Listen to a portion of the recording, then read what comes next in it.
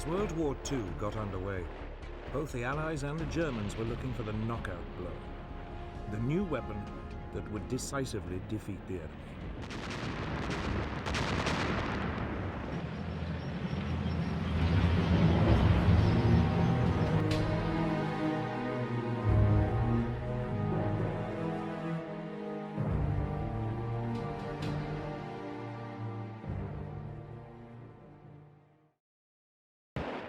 For Hitler's Germany, the problem was that Britain was an island.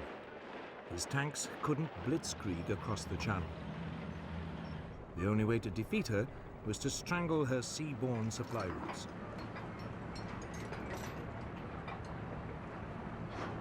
That meant warships, and above all, submarines.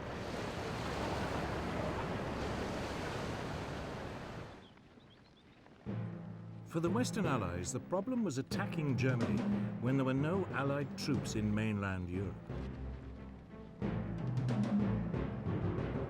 The solution they adopted was strategic bombing. Aerial bombardment aimed at destroying Germany's infrastructure and pounding its people into submission.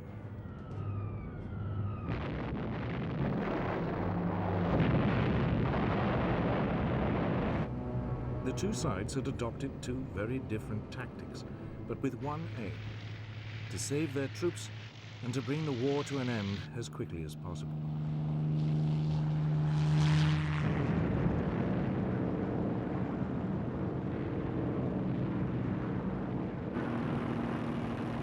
Ironically, it was the Germans who first started strategic bombing. In August 1940, Luftwaffe bombers accidentally hit London. The RAF retaliated by bombing Berlin.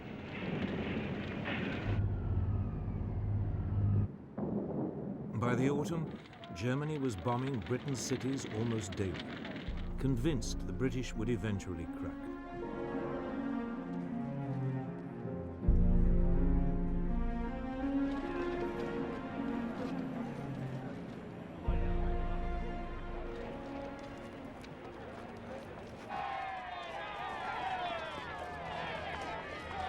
But the Blitz, as it was called, never showed any sign of forcing the British to surrender. By the summer of 1941, it was dying away as the Luftwaffe turned its attention to the war in Russia.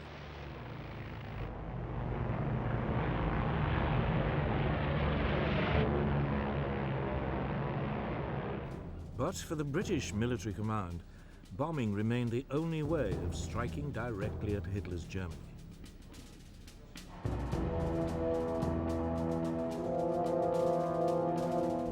Moreover, by early 1941, the RAF was starting to receive a new generation of bigger, more powerful, four-engined bombers. These could carry loads of up to 18,000 pounds of bombs, 4 times the capacity of earlier aircraft. The first of these was the Short Stirling.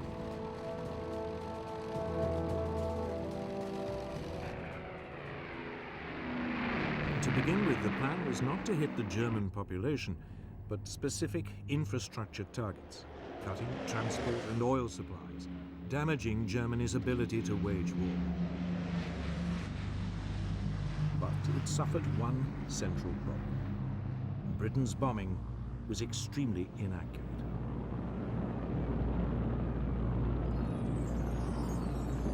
In August 1941, a secret British report showed that over the crucial German Ruhr industrial area, only 10% of British bombers were getting their bombs within 5 miles of their target. At the same time, the German air defenses were taking a terrible toll on British planes.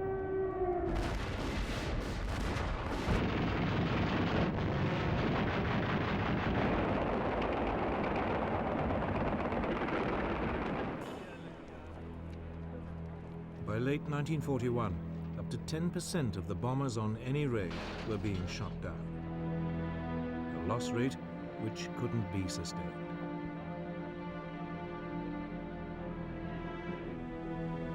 The Royal Air Force High Command decided to change tactics. It gave up any pretense of trying to hit specific targets. Instead, Bomber Command was instructed to undertake what it called area bombing, the euphemism for what is known today as carpet bombing.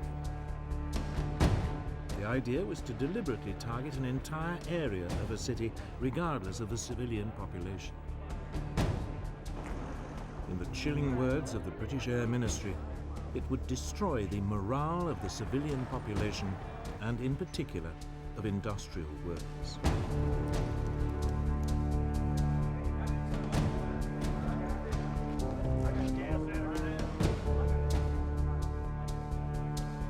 Its leading exponent was Air Marshal Sir Arthur Bomber Harris, who was now appointed Commander-in-Chief of RAF Bomber Command.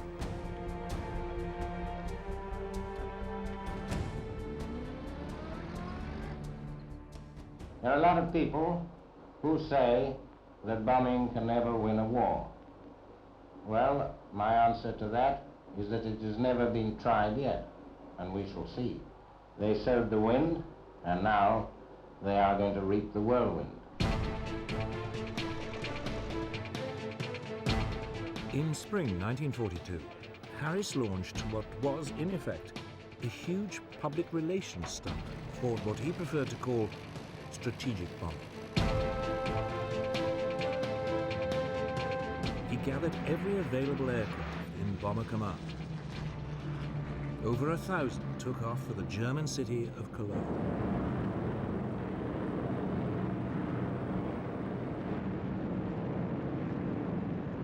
The city's defenses were overwhelmed. 600 acres were destroyed.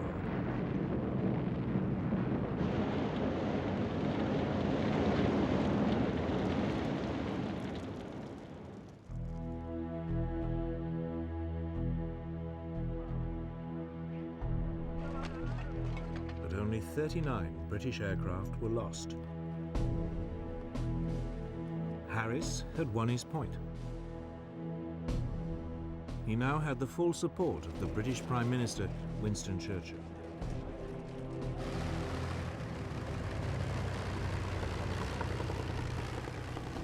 He also now had an outstanding new weapon, the Avro Lancaster, the finest heavy night bomber of the war. And he had a new partner. By the summer of 1942, the United States had joined the air war in Europe. American planes began to appear in Britain. The majority were the Boeing B-17 Flying Fortress. It was heavily armed with 13 machine guns and could, in theory, fight its way through to a target in daylight without a fighter escort. It was also equipped with a new bomb sight that would supposedly allow it to drop its bombs with almost unerring precision.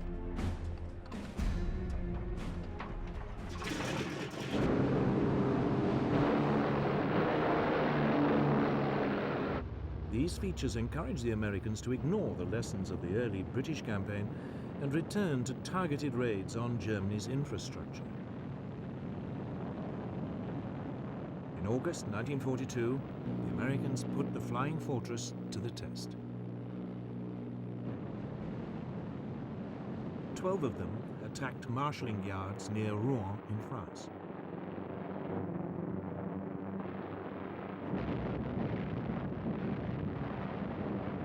Damage was slight, but the United States lost no aircraft. For the Americans, it was the proof that daylight raids on infrastructure targets could work.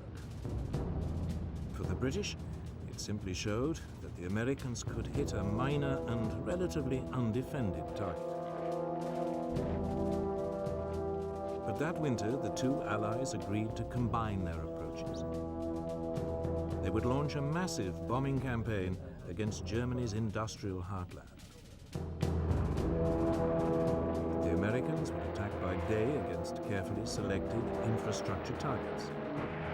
The British would attack by night, carpet bombing whole areas, destroying war production and civilian morale. be so devastating, it might even bring the war to an end.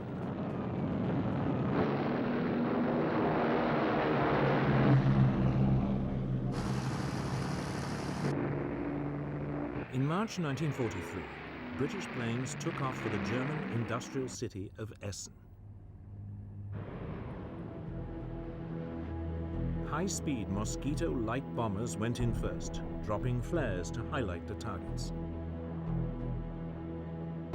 Then a force of nearly 450 Lancaster bombers swept over the city, dropping their loads.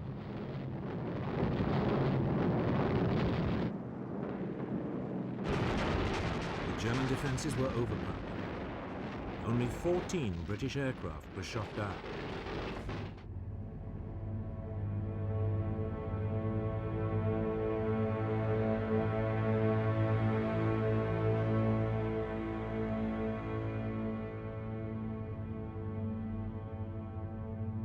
The Essen raid was followed by wave after wave of similar attacks on industrial towns in the Ruhr.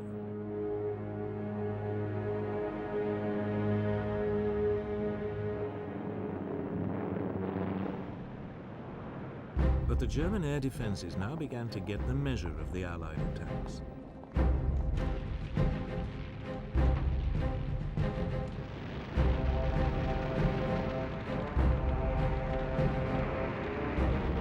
Britain's losses climbed to 1 in 10.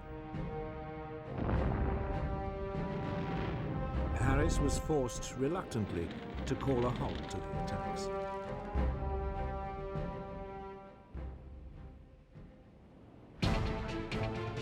But then he was informed about a new Allied invention. Codenamed Window, it consisted of clouds of aluminium foil strips dropped from an aircraft. As the foil fell, it jammed any radar system.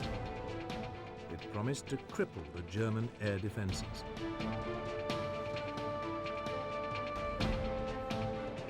Harris seized on it.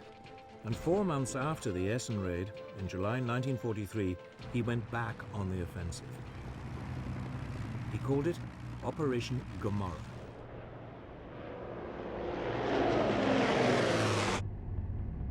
The target this time was the industrial port of Hamburg.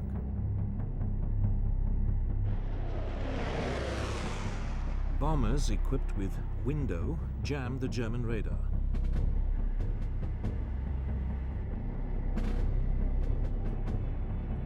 Other aircraft dropped incendiary bombs.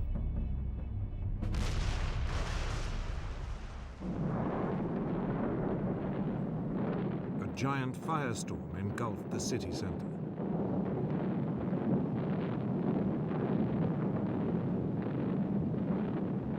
"40,000 people died, and 500,000 were made homeless.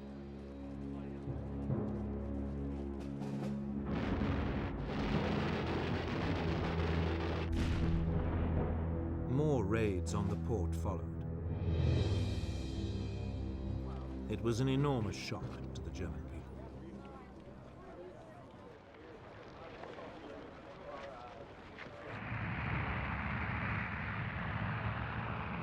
Four months later, in the autumn of 1943, Harris followed Hamburg with a series of attacks on Berlin.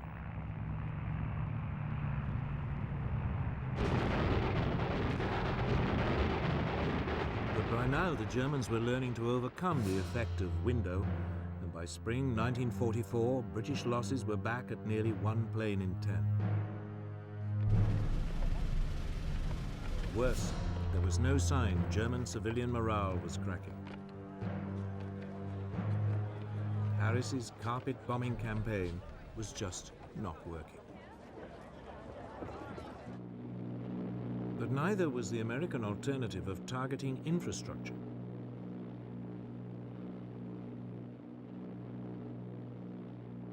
By the spring of 1943, US Army Air Force daylight raids were steadily reaching deeper into Germany. But American losses were climbing. Around 1 in every 15 planes was being shot down.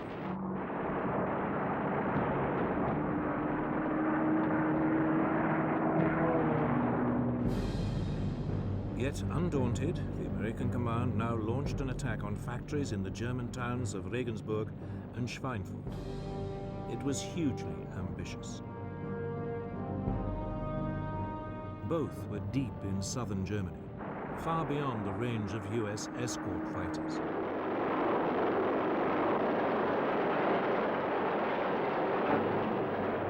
It was a disaster. The 380 flying fortresses, which US bomber chiefs had assured everybody wouldn't need a fighter escort, were harried and shot down. The loss rate was over 16%.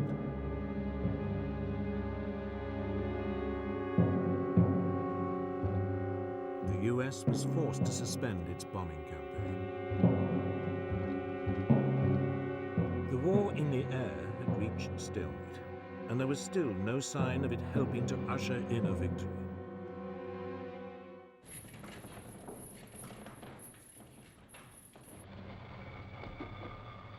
Then, in the early summer of 1944, as the Allies prepared to invade mainland Europe, the British and American air forces were tasked with disrupting German communication lines and oil supplies.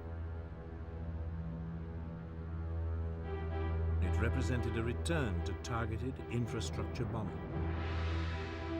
But this time, the Allies had a new weapon. The British had experimentally modified a US fighter, the P-51 Mustang. The US engine had been replaced by a British-made Rolls-Royce Merlin.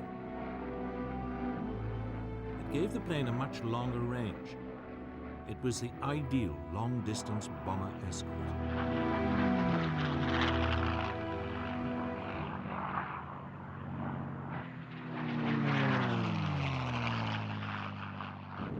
The Allied bombers hit bridges and roads leading to the German front in France with almost surgical precision.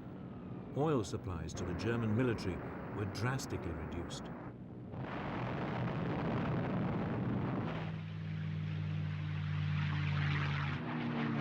Once again, the German fighters attacked, but they were now outmaneuvered by the Mustang.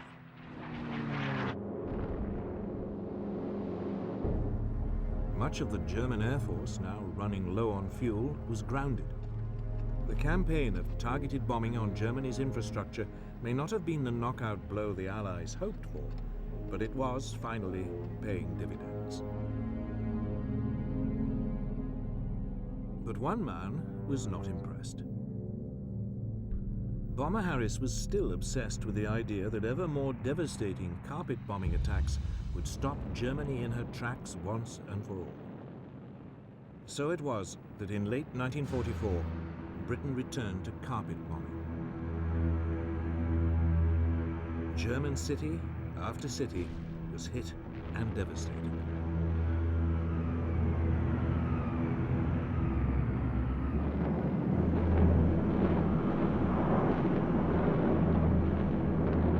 Then, in February 1945, Harris attacked Dresden, a city with virtually no military significance.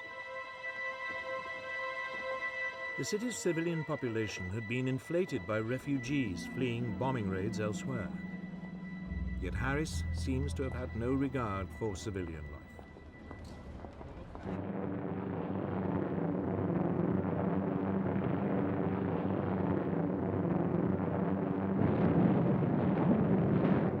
The city was flattened.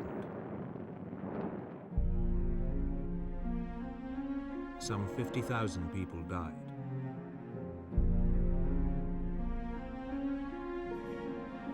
It was a raid too far. Finally, questions began to be asked about the morality, let alone the efficacy, of carpet bombing. Whatever it had achieved, it had been done at an horrendous cost of civilian and military lives. Critically, it had failed to break German morale, yet 60% of RAF crews had died before they had completed 30 missions.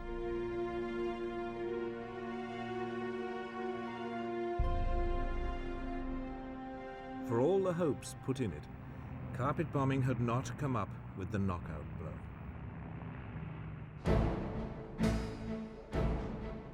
The Germans, meanwhile, had put their faith in an altogether different technology to give them the knockout blow they needed to win the war.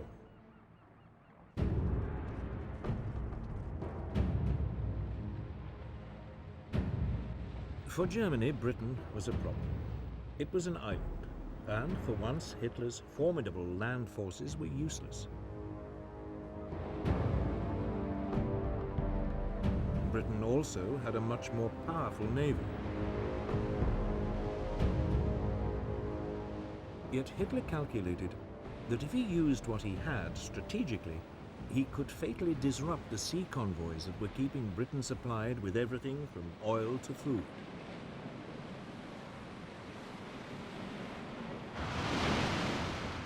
In the first 18 months of the war, German raiders sank more than 130 British merchant vessels.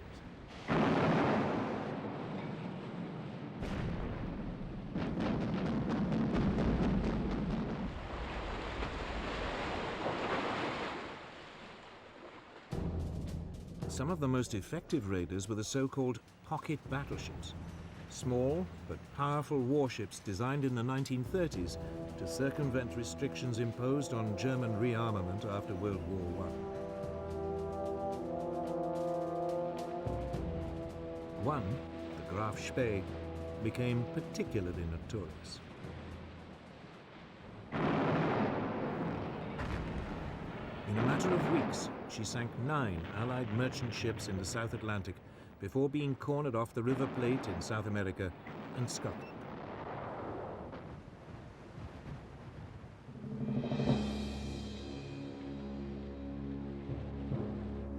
But the raids were taking a serious toll. If the losses continued to rise, Britain would have real supply problems.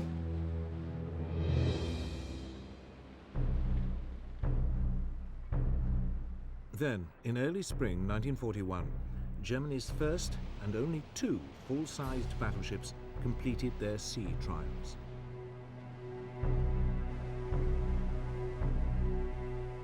They sent a shiver through the British Navy. Their potential for destruction was enormous.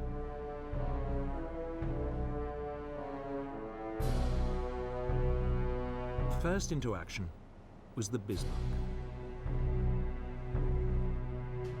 In May, RAF reconnaissance aircraft spotted her in the Norwegian port of Bergen, trying to sneak out into the North Atlantic. The British Navy set off in pursuit. 2 days later, the Bismarck was sighted in the North Atlantic. Britain's latest battleship, the Prince of Wales, was sent to intercept her. With her was the British battlecruiser, Hood.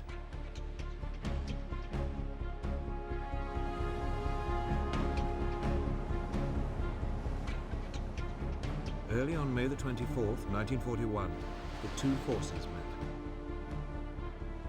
It was the first time the 2 sides' battleships had squared up to each other.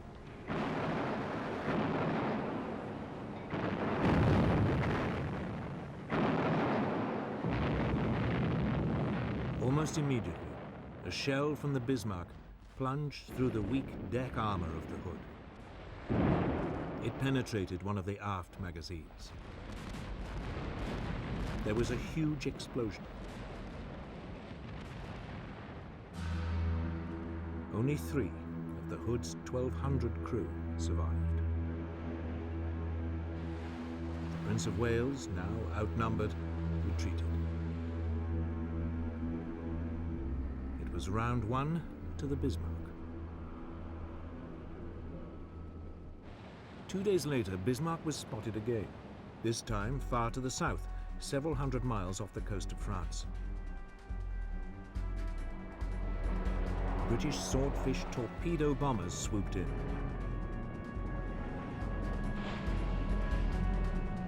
One hit and jammed the Bismarck's rudder. The following morning, 2 British battleships, the Rodney and King George V, caught up with the crippled Bismarck.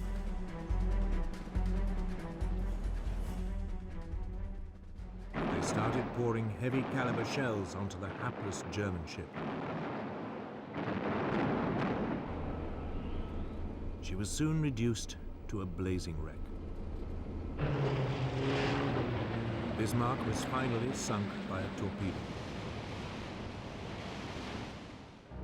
All but 110 of her 2,300 crew perished. The Bismarck had been sunk before she'd had a chance to prove her worth.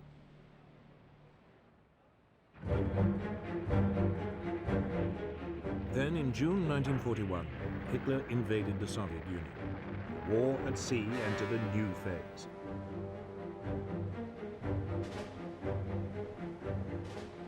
Britain began sending supply convoys to the Russian Arctic ports of Murmansk and Archangel.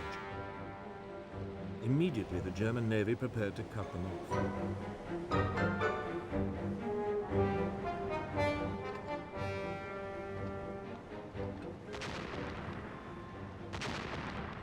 Convoy after convoy was attacked or threatened. By summer 1943, it had become so dangerous, further convoys to Russia were suspended until the autumn, when it was hoped bad weather and poor visibility would offer some protection.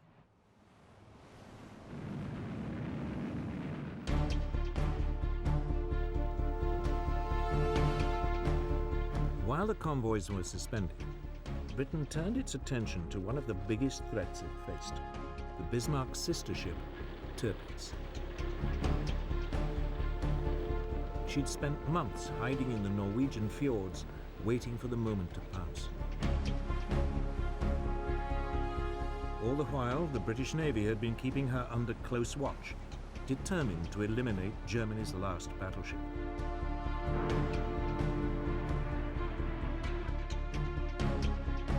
In September 1943, 5 British midget submarines known as X-craft were sent into the Norwegian fjords to sink her.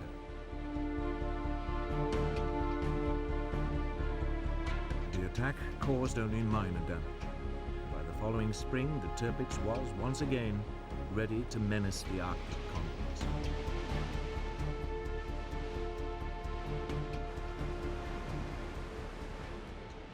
The Royal Navy now sent in a massive force to attack her. It included 6 aircraft carriers.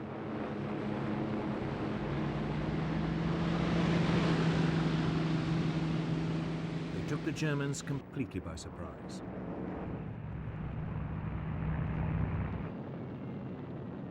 British dive bombers attacked Tirpitz. But she was heavily armored, and the relatively small bombs caused only superficial damage. 3 months later, she was ready for action again.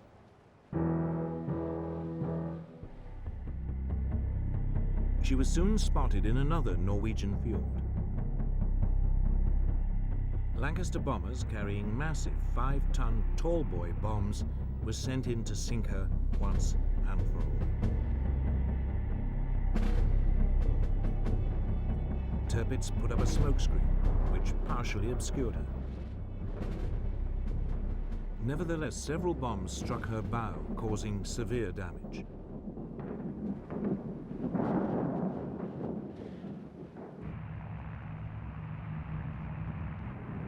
Finally, 2 months later, a squadron of Lancaster bombers caught her in perfect weather conditions.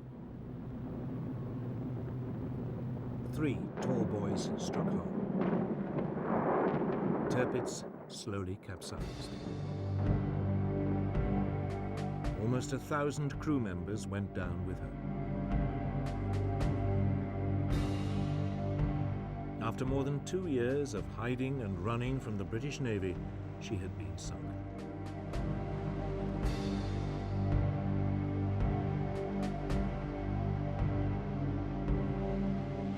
Germany's battleships had promised much, but against the overwhelming might of the British Navy, they'd never had a chance to prove their worth.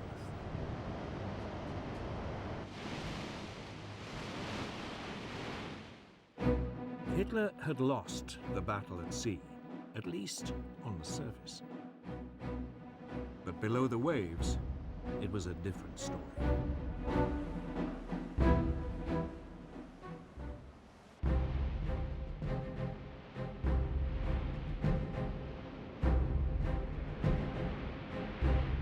Germany's military planners had long expected that the country's U-boat fleet would play a key role in cutting Britain's supply lines.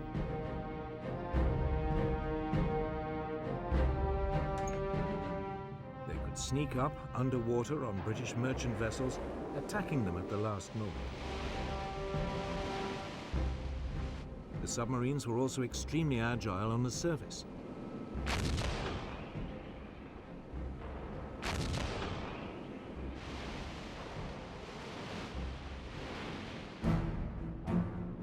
To combat the threat, Britain's merchant fleet was corralled into convoys for protection. But there was a serious shortage of anti-submarine ships to escort them. Many ships sailed without protection. Yet Britain's naval command remained remarkably complacent. They believed they had the weapons and the technology to contain the U-boat threat. It was soon proved wrong.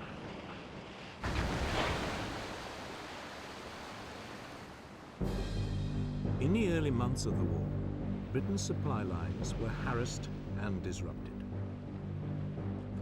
Often the U-boats would attack on the surface, picking off merchant ships with their deck guns.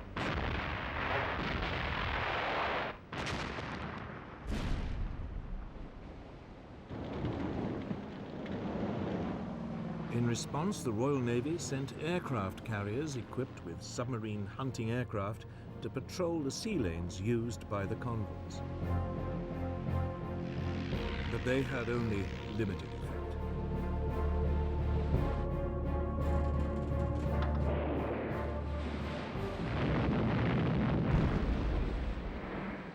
By the end of 1939, over 100 Allied merchant ships had been sunk by German submarines.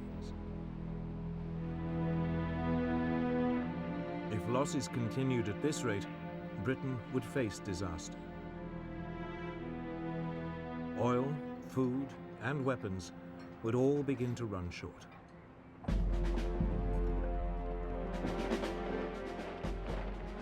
Then things got even more difficult.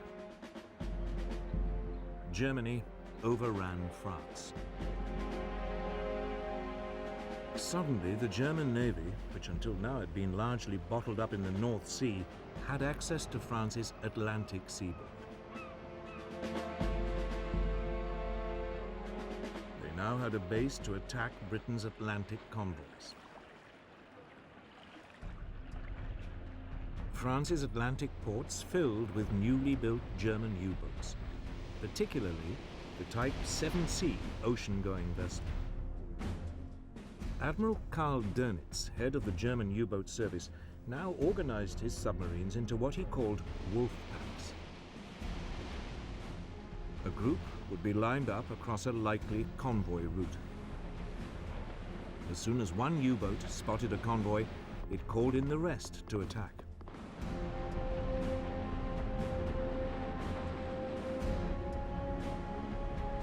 Sometimes the U-boats were also guided by long-range patrol aircraft.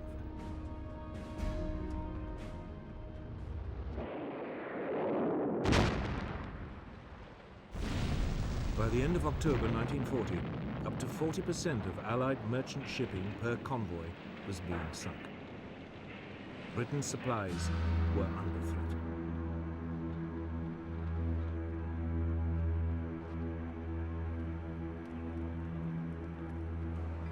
German U-boat crews called it the happy time. Top U-boat commanders became national heroes.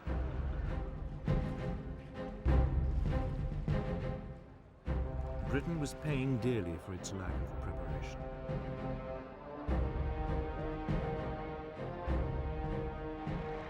But finally, things began to change.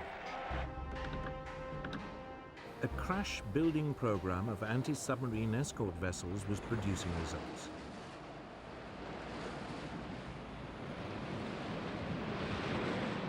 The first corvettes, as they were known, were coming off the slipways.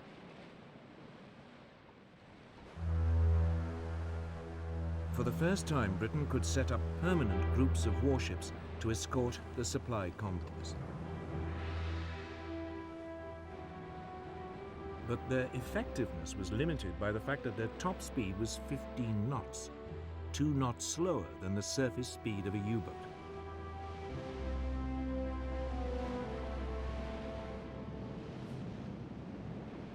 At the same time, the patrol aircraft of Britain's coastal command were equipped with depth charges.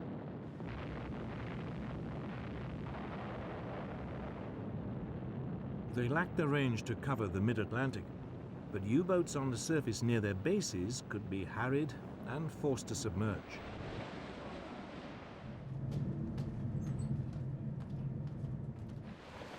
Then, as in the bombing campaigns, there was a series of technological breakthroughs that really came to Britain's help.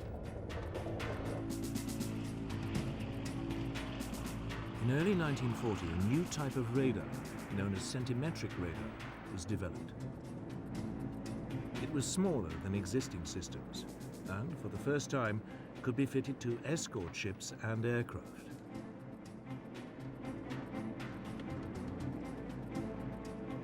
Now, any German U-boat on the surface was vulnerable.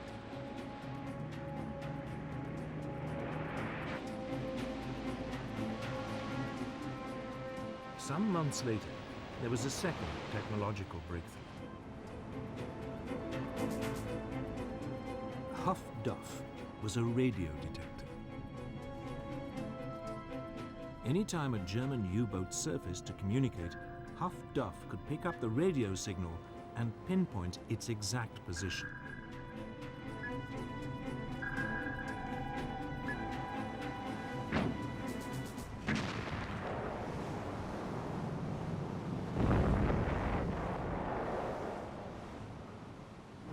Steadily, during the spring of 1941, Britain began to contain the U-boat threat.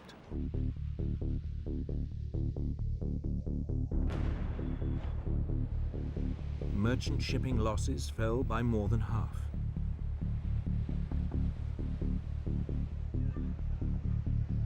In early March, Günther Prien, one of Germany's top U-boat commanders, failed to return from a patrol.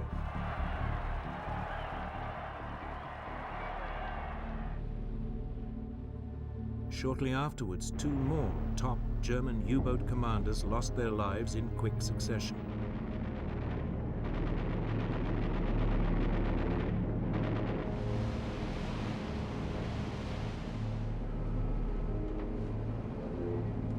Then Germany suffered a major disaster that would reverberate through the rest of the war.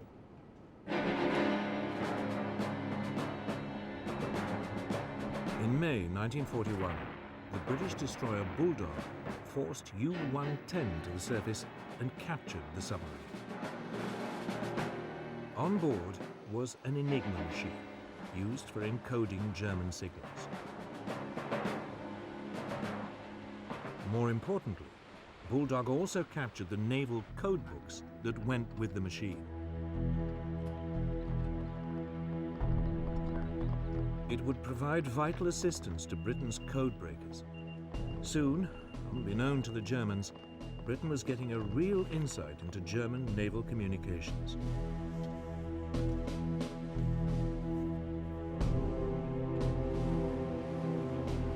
For the Royal Navy, it meant convoys could now be routed away from the U-boat wolf packs.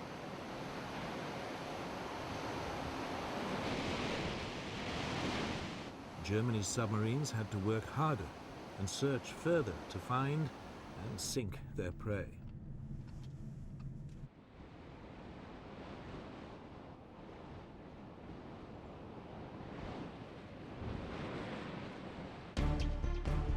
Yet, despite the Allied gains, by the winter of 1941, the German war machine was producing ever greater numbers of U-boats.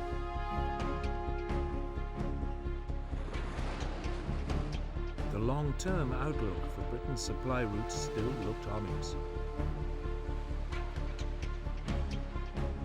Then, in December 1941, the war at sea changed decisively.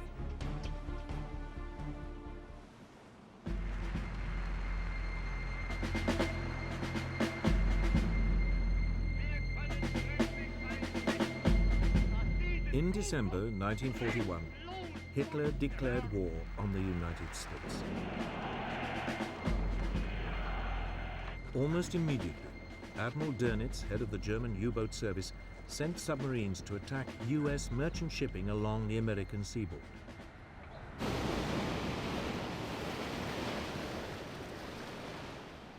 At first, only a few of his submarines, the new Type 9, were capable of making the long voyage from Europe.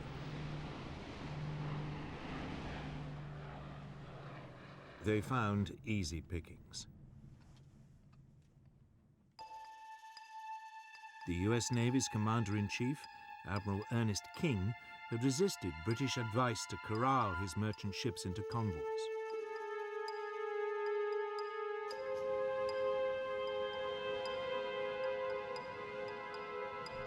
Over a 3-month period, more than 400 US merchant ships were sunk or destroyed.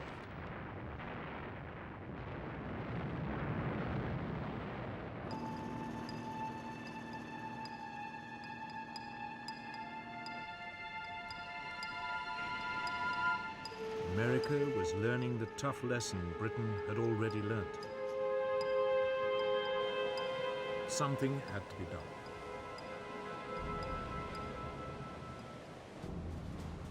King now changed his mind, and by May 1942, the United States had introduced a limited system of convoys.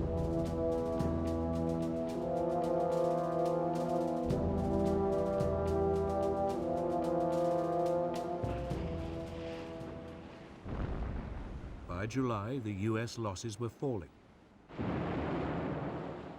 It forced the Germans to adopt a new tactic. They would concentrate their U-boats in one particular part of the North Atlantic, the Black Gap, the area in mid-ocean too far from land for anti-submarine aircraft to reach.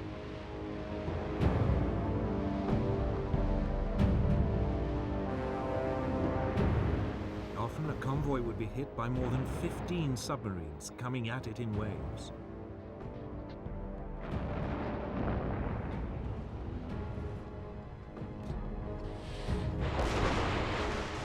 During October 1942, 56 Allied ships were sunk in the Black Gap.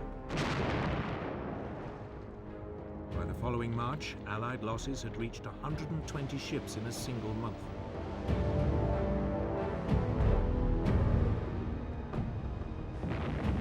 During the same month, the Germans lost only 12 U-boats.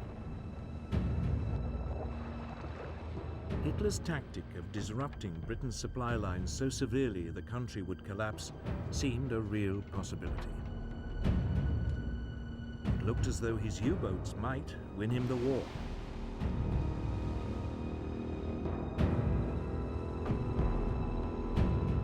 But now the Allies began to up their game. Britain had brought in a new commander. Admiral Max Horton was former head of the Royal Navy's submarine fleet. His first move was to set up permanent groups of destroyers and frigates that would provide additional support to convoys, rushing in as soon as an enemy wolfpack was spotted. Equally importantly, a string of yet more technological developments came on stream.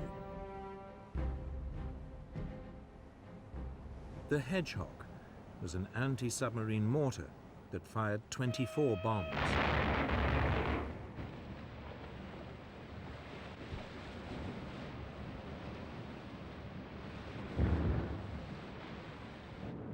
Allied aircraft were fitted with a new high-powered searchlight, the Lee light. As an aircraft swooped in, it could be turned on at the last moment, catching a submarine by surprise on the surface.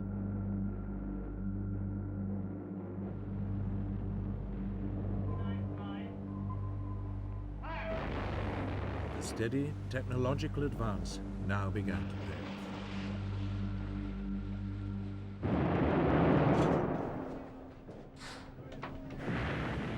The German U-boat losses increased. The German commander, Admiral Dönitz, struggled to regain the initiative.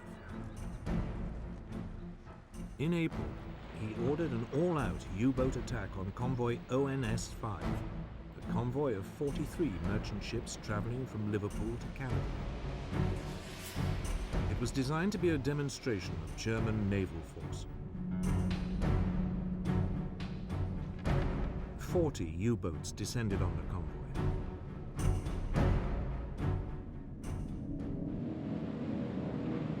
The British sent in extra support groups.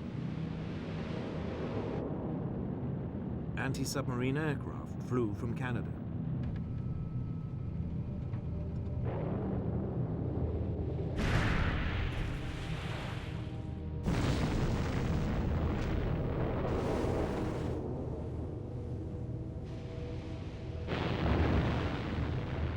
It would take 4 days for the Allies to beat off the German attack.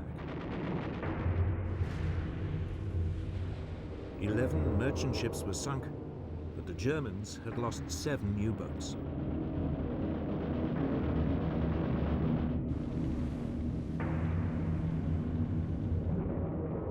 Two weeks later, Dönitz tried again, attacking a second convoy.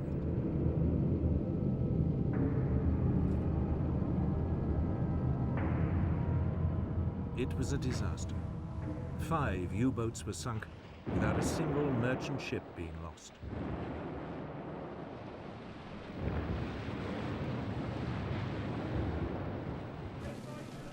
During May 1943, a quarter of all Germany's operational U-boats were sunk. The Germans were finally beginning to lose the U-boat war in the Atlantic. So the Allies now took the battle to the Germans. A new long-range version of the US B-24 Liberator bomber was introduced. It could now reach the German U-boats in the Black Gap. Germany's submarine designers tried to respond with innovations of their own. U-boats were fitted with radar detectors and anti-aircraft guns. Some were also fitted with the Dutch-designed Schnorkel, an air inlet that meant that submarines could spend longer underwater, hidden from Allied radar.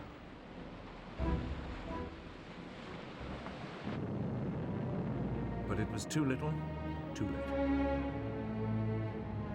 The Allies still found them.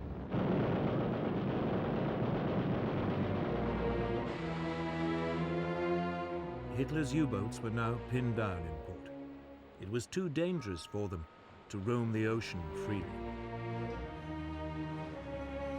German attempts to find an answer became increasingly desperate. They now produced a revolutionary new submarine.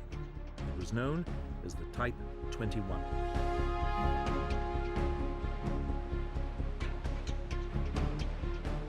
It was electric-powered and capable of 17 knots while submerged, over twice the speed of a traditional submarine and fast enough to outrun most surface vessels. But again, it was too late. Only one ever became operational, and it never made contact with the enemy. By the end of 1943, the Allies dominated the Atlantic. It was a turning point in the war. Hitler's U-boat campaign had taken a terrible toll on both sides. The Germans lost nearly 800 submarines. 75% of the U-boat crews perished. On the Allied side, some 32,000 sailors died.